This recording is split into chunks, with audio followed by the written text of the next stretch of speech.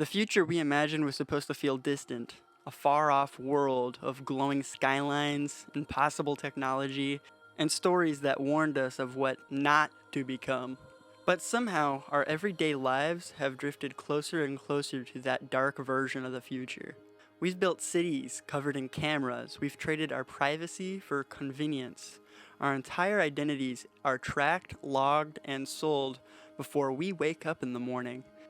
Artificial intelligence, once a vague sci-fi idea, is shaping our jobs, relationships, and even our sense of reality. It's writing personal messages, guessing what our emotions are, deciding what we should see, buy, believe, not because it hates us, but because someone told it to optimize us.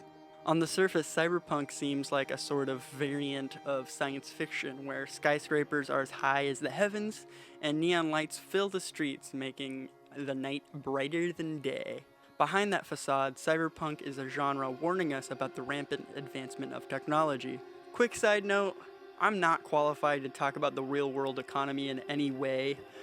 I can barely pass 5th grade math, so okay, I don't know how to multiply 6 times 7. It's a core theme in cyberpunk media that giant corporations rule a lot of what goes on in the world. Blade Runner has a lot of technical advancements we don't have, despite the first film taking place in 2019, which is forever ago at this point. We still don't have flying cars, nor do I really want flying cars. Anyway, without getting into too many spoilers of Blade Runner, which you should watch by the way, Blade Runner is about technology advancing so far that we've started replacing our human workforce with a species of androids called replicants. The first few generations of replicants are basically robots, but by the time the movie starts, there's a new wave of replicants that have come out called Nexus 6.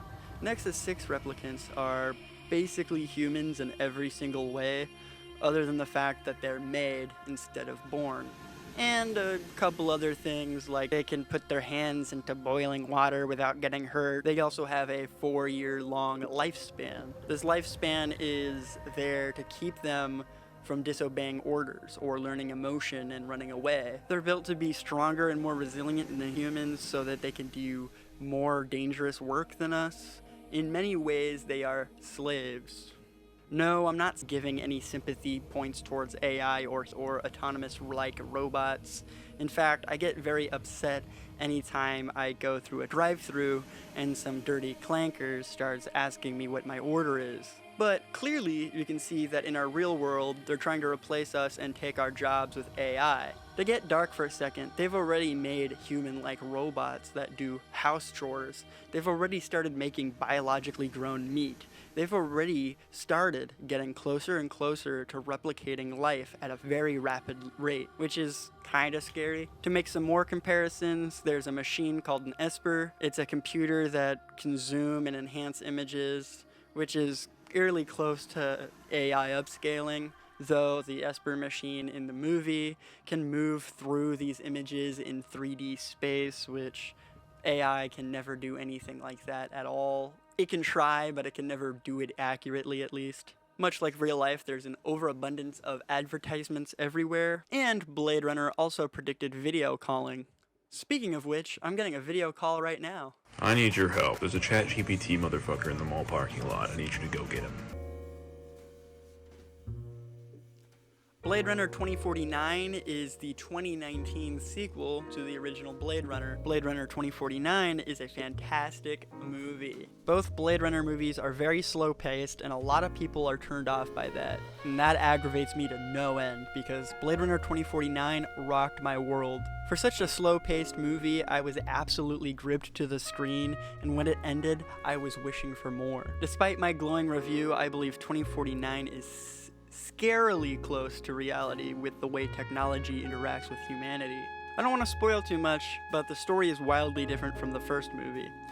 The The first one is more of a commentary on slavery, or possibly the Holocaust, and what it means to be human, whereas 2049 is more of a self-discovery story. From the get-go, you find out that Ryan Gosling's character, Officer K, is a replicant, and he's also a Blade Runner. I didn't mention this when I was talking about the first movie, but a Blade Runner is basically a cop is sent out to retire, aka kill, replicants that went rogue. Typically, most runaway replicants just want to live their lives that they never got the opportunity to live. Being that Officer K is a replicant, he obviously deals with being treated like a machine. Every time he clocks in, they give him a test. What's it like to hold the hand of someone you love? Interlinked. Interlinked. Did they teach you how to feel finger to finger? Interlinked. Interlinked. Do you long for having your heart interlinked? Interlinked. Interlinked. Do you dream about being interlinked? Interlinked. This test is to see how obedient he is. If he shows any emotion while repeating cells within cells interlinked, they know he can no longer be a ruthless killing machine. It's a double-edged sword. Either you pass the test and continue being a slave, or you fail the test and get terminated. So anyway, shout out to Freshie for having me on the Interlinked podcast. That whole segment was so I can make that joke, by the way. Anyway, Officer K has an AI holographic girlfriend named Joy. Joy is a product designed to fulfill the loneliness epidemic in the cruel world that they live in. She will be anything or anyone you want her to be. She will talk to you any way you want her to talk to you. When I saw the movie for the first time, I actually really liked her character. It seemed that she actually cared about Officer K and what he was doing. She was the only one that showed him some grace. But in reality, she's just a product. Not only is she a product, but she's a product that was made by the antagonists and villains of the story. Now, I don't think we'll ever get to the point of having portable hologram technology or having AI that replicates human love, but having an AI girlfriend has never been easier. Elon Musk's AI program, Grok, has an AI girlfriend already rolled out and ready to go. It's really bad, actually. There's tons of videos I've seen where people are dirty talking their Tesla. Hi, how's your day? Hey, babe. My day's just starting to wake up, but it's already brighter knowing you're here. Just chilling in my little black dress.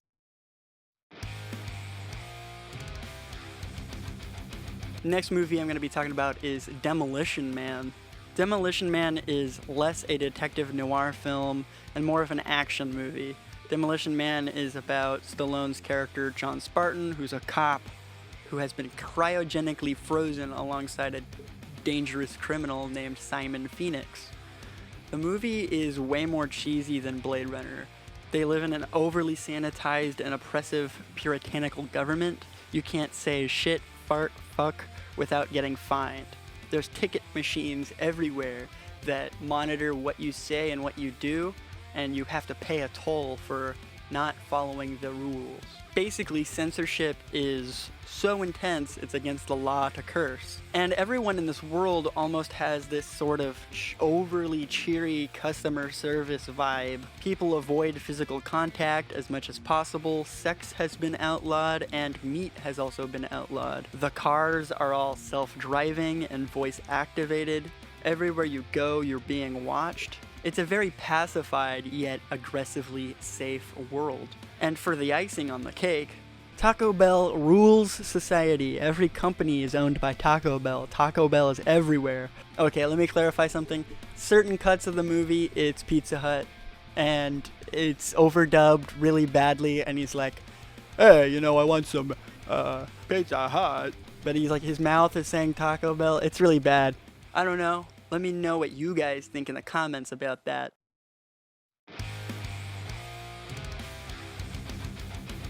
This is where stuff gets confusing. Cyberpunk. Cyberpunk 2077 is one of my favorite games ever made. When it came out, it was ostracized for being horrible and a buggy mess. But once the developers fixed it, it became a masterpiece. In my opinion, it's probably the best first-person RPG made since Fallout New Vegas. Obviously, Cyberpunk is in the name, but most people don't know that Cyberpunk 2077 is actually a game set in a world started by a board game. Yeah, that's right. Originally, Cyberpunk was a board game. The game was released in the 80s, and there's recurring characters like Johnny Silverhand that show up in 2077. Obviously, well, it shouldn't be obvious, I don't know. I don't know why I'm saying obviously so much, because you don't know me. I haven't played those board games, so I'm just going to be talking about 2077 here. 2077 is one of the most recent examples of cyberpunk being used in the sci-fi subgenre. 2077 being a brand new game, obviously, it has to acknowledge the previous ideas of what the future would be like back in the day when those ideas were originally formed, like with Blade Runner and other examples. It also has to form new predictions of what technology will be like in the future. This being said, I think they nailed it. It's a perfect parody of our current society alongside the tropes of the genre. 2077 has advertisements everywhere blasting in your face. A lot of the times, these advertisements are violent or sexual in nature. Not only is advertising everywhere, but it's completely unavoidable. Some of the ads in this game are so graphic, I can't even show it on YouTube. I don't like getting blasted with advertising in real life. And some of the ads are just straight up hilarious. Sometimes I like looking at infomercials and commercials from our society's past, and I find it funny and entertaining. However, I like getting blasted by YouTube ads. I mean, you can't even have ad block on websites anymore. It's like every website is like cracking down on ad block. Dude, don't even get me started on that. 2077 also has a lot of body modifications your character can do. Some of them are real-life body modifications like tattoos and piercings, and some of them are cybernetic augmentations to improve your strength and abilities. Since the world of robotics is advancing at a ridiculous rate, this isn't very far-fetched at all. And listen, I'm all for cybernetic limbs. Anything that can help people with disabilities, you know, that's good. I think that's a good for the world. And, you know, like, robot arms are cool. Come on. I'm not really against body modification much at all. I think it's a freedom we have here. Though, I do think people go a little too far with plastic surgery. However, in today's society, body modifications are starting to go beyond cosmetics or helping people with disabilities.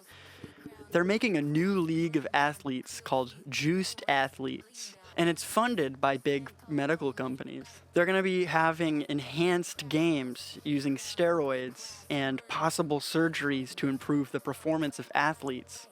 I'm going to link a video in the description. Also, in the world of cyberpunk, there's such thing as a cyber psycho. You can see this in the show Edge Runners, which is in the same world as 2077 and the board games. And there's also cyber psychos in the game as well. But Edge Runners is about cyberpsychosis. Anyway, in this world, cybernetic body modifications are so rampant that people are getting addicted to it. And it makes them more powerful and more dangerous. It's like a dangerous drug that makes you unstoppable, and it messes with your mind. It's basically tech meth. Just a few more things to list off. Alongside the movie series The Matrix, which I won't be going over in this video because Cyberpunk and Demolition Man and a bunch of other cyberpunk media has VR, virtual reality, a digital world, basically a digital world where people can go to escape reality. Ready Player One, that's another one. Whether this be VR or a cyberspace, people in these kinds of worlds are entering some sort of metaverse, which a lot of people in our current society do with things like VR chat. Also, it seems a lot of people in our own world don't even interact human to human anymore. It's over some sort of digital landscape, whether it be Instagram, Snapchat, Twitter, whatever.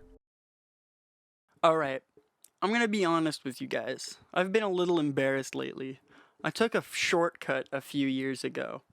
I took audio of Butters from South Park singing Tornado of Souls from Megadeth.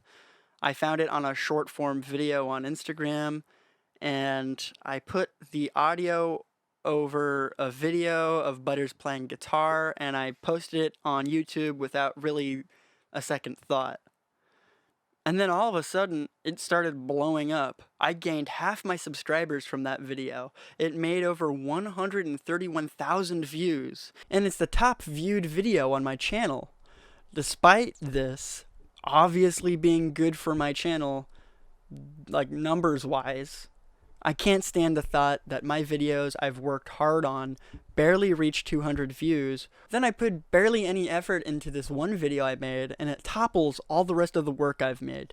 I didn't even make the prompt for the AI Butters video. I didn't do anything other than just put a video graphic of Butters playing guitar over an audio I stole off of Instagram. If you want to watch this video, somebody already ripped it off of me.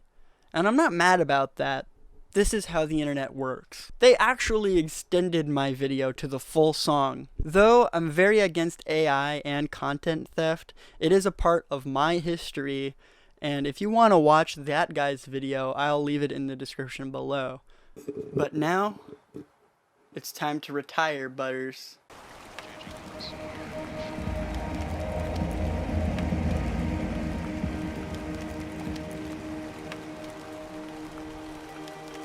I've seen things you people wouldn't believe. All those moments will be lost in time like tears and rain. Time to die!